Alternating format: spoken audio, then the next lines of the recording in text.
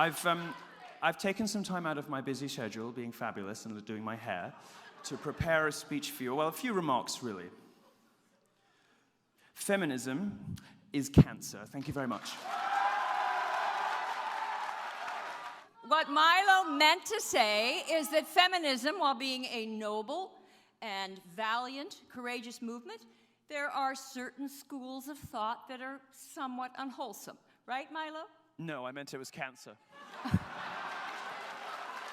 And if you feel particularly excited on any given occasion, you can use sizzle fingers, which I like to do something like this, which is the tearing away of the old patriarchal superstructure and the replacement of it with whatever the fuck you guys believe in.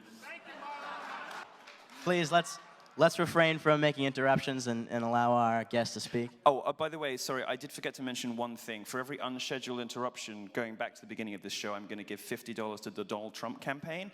And, sorry, I just forgot to mention it.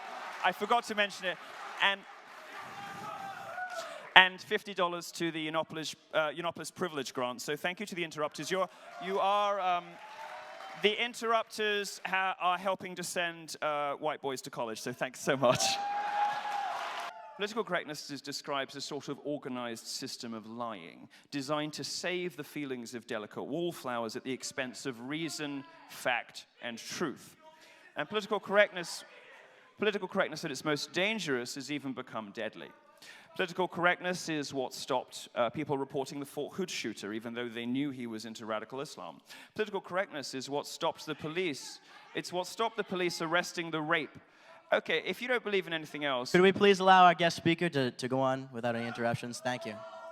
If you don't care about anything else, allow me to suggest to you that you might care about the rape of 1,400 young girls, and perhaps listen to the end of it and see what you think about it. Political correctness was what prevented, or at least retarded, the police and the government from arresting Pakistani rape gangs in Rotherham in the UK. Over the course of 10 years, these familial Muslim rape gangs raped 1,400 young girls. And they weren't stopped, even though the police knew what was going on, because of political correctness, the fear of being seen as racist.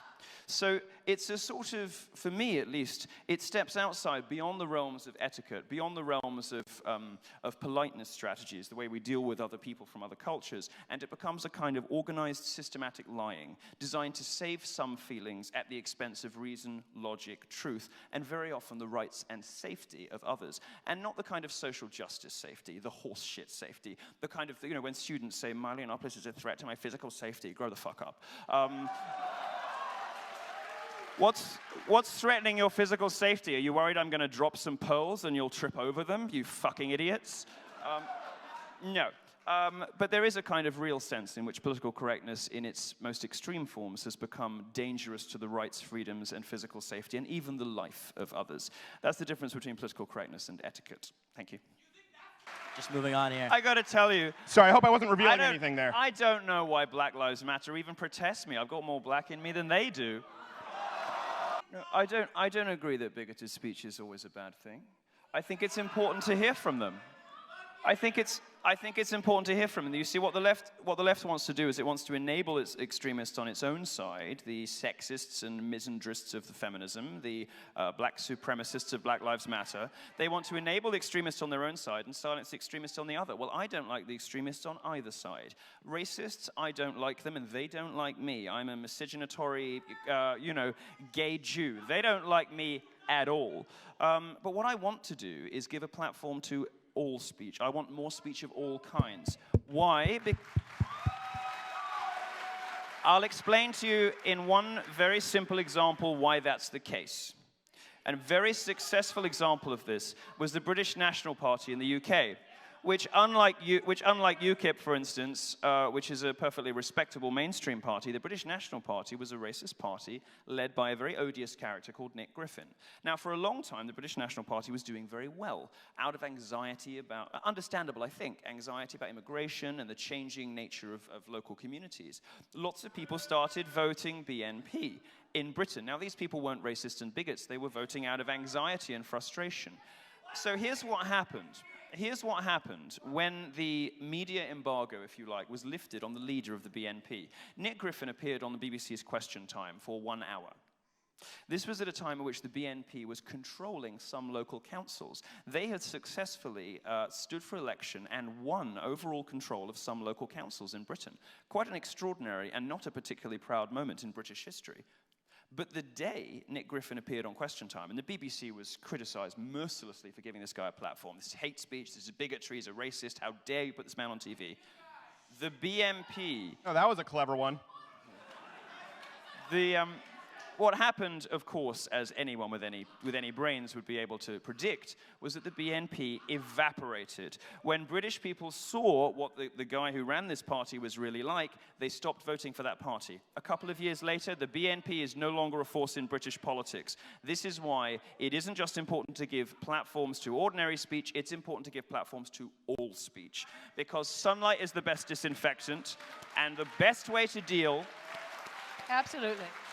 The best way to deal with people that you don't agree with, whether they are conservatives or progressives, is the full glare of the spotlight, because you should have the confidence in your own opinions, and you should have the fortitude and courage to believe that you can beat them in a fair, open marketplace of ideas. And if you believe those things... Absolutely right. If you believe those things... you have nothing to fear from any speaker. Because not every black person agrees with Black Lives Matter. Not every gay person believes in the gay lobby. Not every woman is a feminist. And this kind of identitarian politics that we heard from the front, that crucifies people who step outside of their racial or sexual groups because they have the wrong ideology, is the worst sort of bigotry. I am stunned by the indecorousness, rudeness, and plain lack of courtesy and respect shown to respected speakers by the left, and I see nothing even remotely comparable on the libertarian side or on the conservative side. The level of rudeness shown to your fellow audience members and to respected professors is so shocking to me. And it is not, look, I go on Twitter and I do polls that say, would you rather your child had A, feminism, or B, cancer? Now, in the case of that poll, 22,000 people voted, and they voted in favor of cancer, 55-45.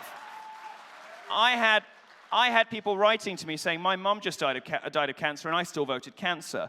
I had people come to me saying, I'm a 2-time cancer survivor, and I still voted cancer. So I can understand why you might want to come and be rude to me, because I can take it, and I'm a provocateur, and I'm not going to do what you do, which is cry the victim afterwards. What I don't understand, and I have never understood, is the level of outright rudeness displayed to a classy lady who is coming here with facts and evidence to challenge your sloppy thinking.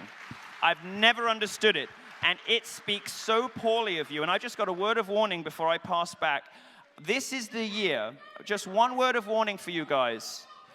This is the year the public starts to see these videos. My college tour is penetrating way outside the media that is normally interested in this stuff. Your parents are going to start pulling you from college if you keep this shit up.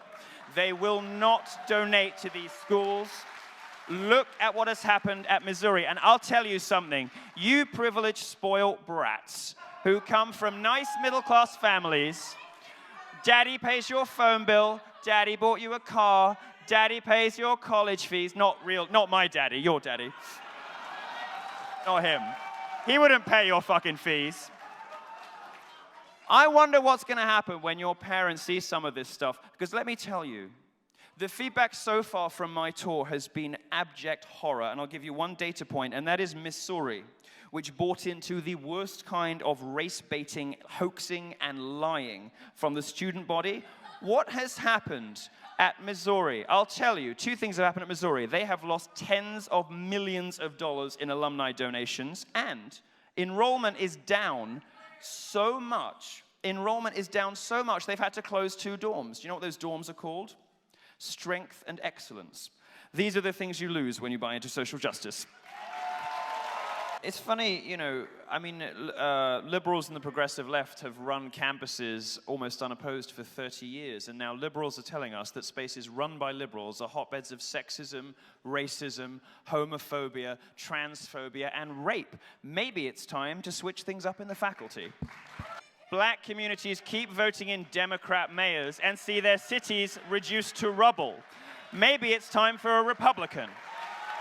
The left for 30 years has been so lazy, they haven't really had to make arguments. They've just said, oh, don't listen to him, he's a misogynist. Don't listen to her, she's got internalized misogyny. It isn't going to work anymore. These slogans don't work now. Nobody believes you. It doesn't stop the events from happening. You're not persuading anyone in the audience. It doesn't work anymore. I'm a Brit. I don't even vote here. Christina is a Democrat. We have no more love from the authoritarian religious right in the 90s who, for instance, were saying that video games could make you violent and prompted school shootings. Bollocks. Than we do for the progressives today who say video games can make you sexist. Also bollocks. What we believe in is the free, open exchange of ideas. And if you believe in an open marketplace of ideas, creative freedom, intellectual diversity, today your enemy is the progressive left. There is no alternative. Islam is a set of ideas, and like any other set of ideas, we are perfectly entitled to interrogate it and find it wanting. I personally find it wanting. I would also like to say, as a gay person, I am fucking terrified by mass Muslim immigration because the homophobia in the Islamic community, in the Ummah, is not restricted to terrorists. It is not restricted to ISIS. 51% of British Muslims believe that gay sex should be against the law. This is not Muslims in Syria. This is not Muslims in Raqqa. This is Muslims who live 3 streets away from me. Every other one of them believes that my lifestyle should be illegal. 39% of British Muslims believe that a woman should always obey her husband. Where the fuck are feminists on that? 25%. 25% of British Muslims believe that Sharia law should be instituted, which under certain circumstances treats a woman's... Milo, he's trying to narrow in on a question. Well, I'm going to finish. Treats a woman's testimony as worth half of a man's. The Queers for Palestine, possibly the stupidest people to walk the face of the earth, overlook the statistic that 97% of Palestinians believe that homosexuality is an unacceptable lifestyle choice. I'm not scared by terrorists, I'm scared by Islam. Students who go to study gender studies, particularly at federal-funded universities, come out dumber than when they went in. They come out believing lies. They come out with their critical faculties impaired, not improved. They come out more fragile than they arrived. They come out less able to have stable relationships with people, less able to cope in the world of work, less able to be functional, well-rounded human beings. Gender studies departments are damaging young people. They should be shut down. I'd like to build on what Christina said. I mean, most of the people causing trouble in this room are, what, 20 years old? You don't know anything. You don't know anything. So I would encourage, and I don't mean that to be offensive, although, you know, if you take it as that, I don't give a shit. But why not try, you mentioned Socrates earlier, why not try one of the great virtues of the Greek philosophers, intellectual humility? Why not consider the possibility that somebody else might have something to add to your view of the world? Why not consider the possibility, the radical notion, that you could be wrong? Now, it's an amazing loss safety. of perspective. You know, you have these advocacy statistics about the supposed explosion of Islamophobia, which, you know, basically always boils down to hijab pulling. Like people forgotten 9/11. I mean, are you people too young to remember that you know, buildings were brought down in New York, Belgium a couple of weeks ago, Paris a few months before that, and you're worried about a bit of hijab pulling? Get a fucking grip. And young men are suffering at precisely the kind of sociopathic, ugly third-wave feminism which is running rampant on campuses. It is is it a violation of safe space policy to criticize the safe space policy? There is a very clear brain difference between men and women. Men and women think differently. They have different aptitudes.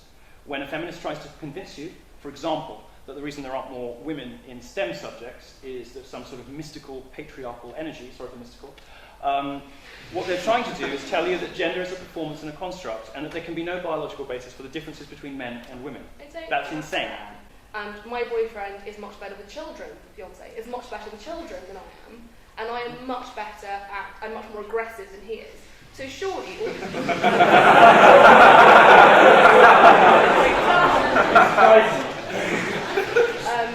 not in all aspects of life.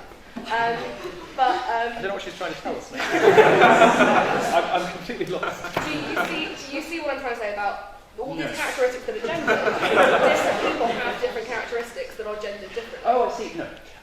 So Things that aren't real, unicorns, and free stuff generally. Thing that is real, pay gap. No. Your issue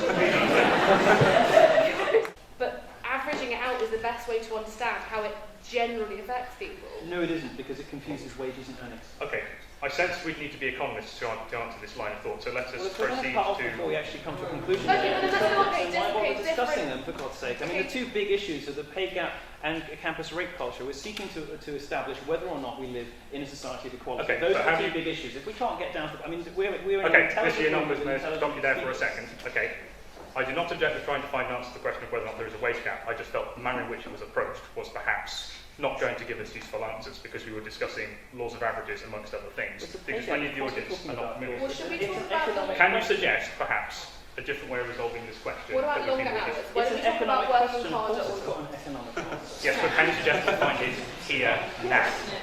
Shall we talk about this working harder, longer hours thing to get off arguing about arguing? No, That we've seems got, like an we have an obvious answer. economic question with an economic answer, and I don't understand why I'm not allowed to give it. You have given the answer. You've said it Well, I doesn't didn't part exist. of it, and I got interrupted twice. Oh, I don't understand why I'm not allowed to give it. However, The question was why, if women are cheaper, and this is what I was trying to explain, this is a conflation between wages and earnings. Because when you tell a woman, as feminists do, that after November the whatever, you're effectively working for free for the rest of the year, what she hears is, I'm paid 77 cents to a male dollar, or whatever, right? This is based on a conflation of wages and earnings. No woman is paid less for the same work as a man. That's illegal. And if they were, yes, companies would be full of them. Women don't apply for jobs at the same rates as men. It wouldn't matter. Employers would hire the women anyway because they're cheaper. It doesn't make any difference. And frankly, it doesn't stand up to scrutiny either. Because if you start looking at studies that are coming out now, Cornell, 2015, women going into STEM subjects have a 2-to-1 advantage over men going for the same jobs. Fewer women do apply, but they all get the jobs. Again, you have to explain, if you believe that the number of women in STEM subjects is too low because women are not being encouraged to do science subjects, there aren't enough women in physics and maths and philosophy, you have to explain why women dominate biology, why women dominate medicine. Because of the girly sciences. What does that mean? They're the sciences that are more linked I don't with think caring I professions. don't think you should make generalizations like that. Some people find that kind of offensive.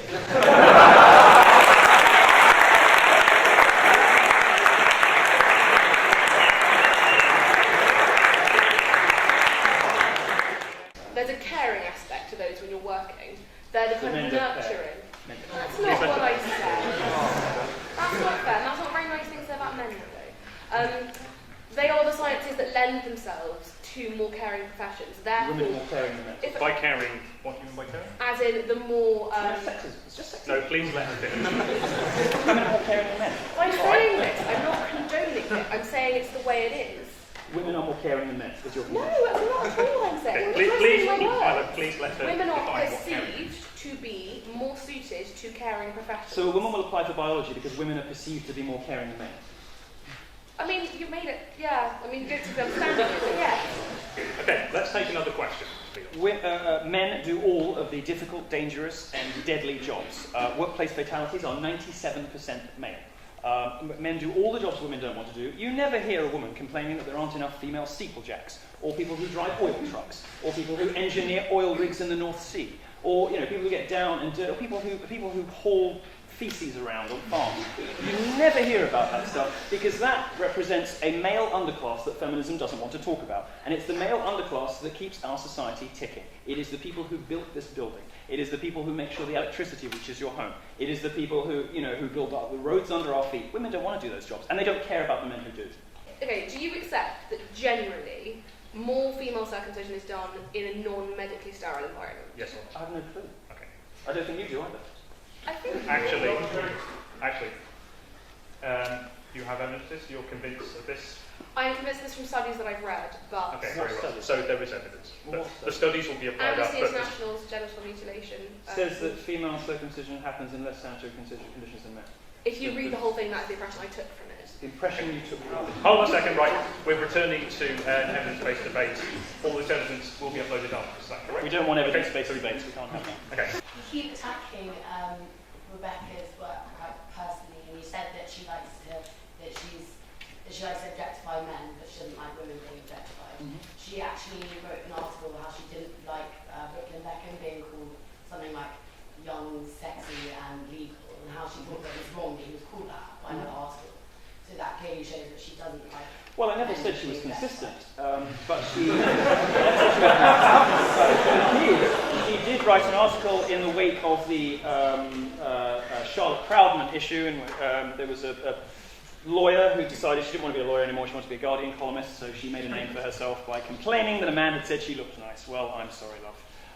So she went to town, publicly shamed him. I suspect this is verging the rounds of ad hominem attacks. I am really interested to hear where you're going there, because I don't think I read it. In your piece, you said that if it was a man, you'd probably have laughed. Do you want me to quote it? I'm genuinely, yes, I would, because I'm not saying you're wrong, I just don't remember writing it. Okay. I'll find it while you're recording. After this, one last question, just to clarify. Yeah, What it piece was, if I knew that a male member of staff was speculating about how I look naked, I would cause the sort of fuss that would make Charlotte Proudman look meek. If I heard a female colleague doing the same thing about Andrew in accounts, I'd probably laugh and I might even join in. And I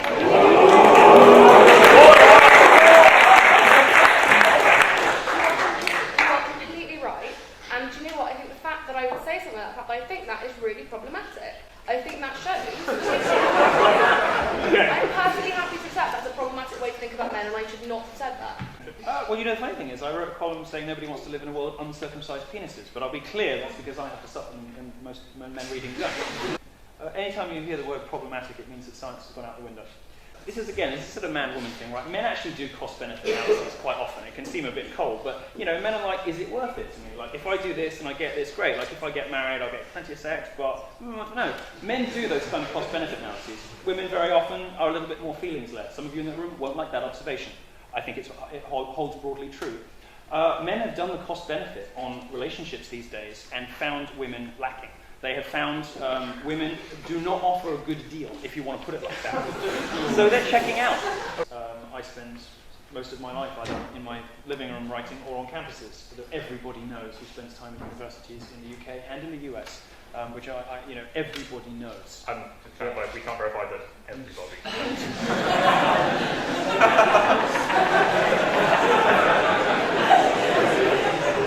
It's called a soft quantifier. It's perfectly well understood in logic.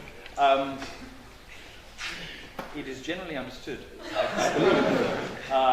If you actually spend time on campuses these days, you know what men say. Men say, the widening definition of sexual assault done by universities after pressure from progressives and feminists, the widening of the classification of sexual assault to include unwanted advances makes them feel awkward about approaching women. If you approach a woman in a nightclub and she turns you down, that is, according to the sexual harassment policy of most British universities, all the Russell Group universities, sexual harassment. That is insane. If there is anybody guilty of perpetrating an atmosphere around false rape claims, it is progressive journalists. It is journalists like you. It is journalists. I said like you. It is journalists.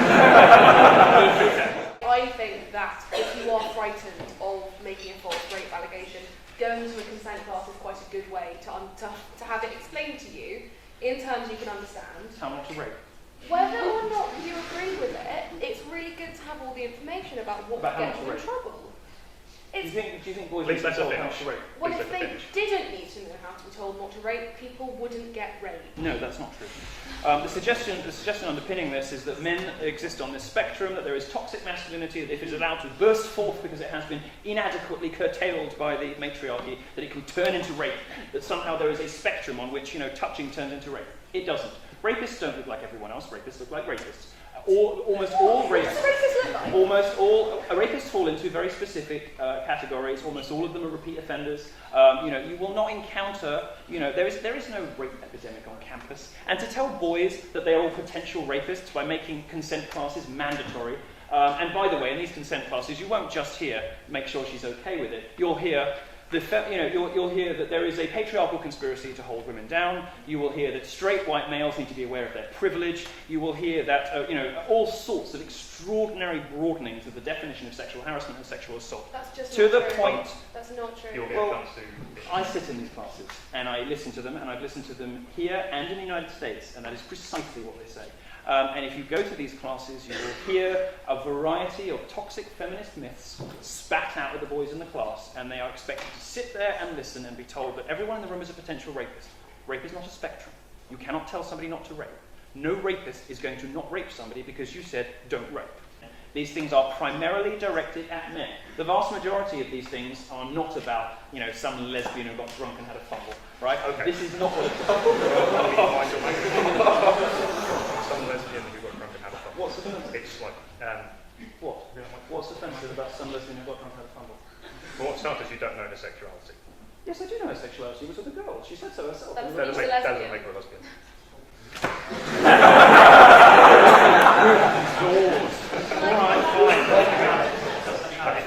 I give up. Can I just come back on what you said, which is that your perception seems to be that they're pointless because a racist... It's like that, those reports that... Please let us finish. Not all women menstruate or something. That is crazy things. So you're suggesting that I should go to every woman in the UK and give them needles Milo, so sweet. I don't want to let glib about You do people in have the to audience. finish. It's sarcastic and glib and patronising. When people are asking serious questions, it's really disrespectful. Fuck's sake. Every night in my dreams I see you, I feel you. That is how I know you. Go on. Far across the distance and spaces between us, you have come to show you. Go on.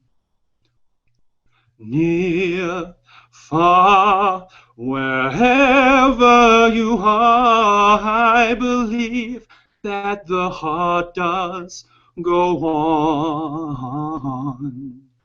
Once more, you open the door, and you're here in my heart, and my heart will go on. Love can touch us one time and last for a lifetime, and never let go till we're gone. Love was when I loved you, one true time I hold to. In my life will always go on. Near, far, wherever you are, I believe that the heart does go on. Once more, you open the door, and you're here in my heart, and my heart will go on. You're here, there's nothing I fear, and I know that my heart will go on, 'cause we'll stay forever this way. You are safe in my heart, and my heart will go on.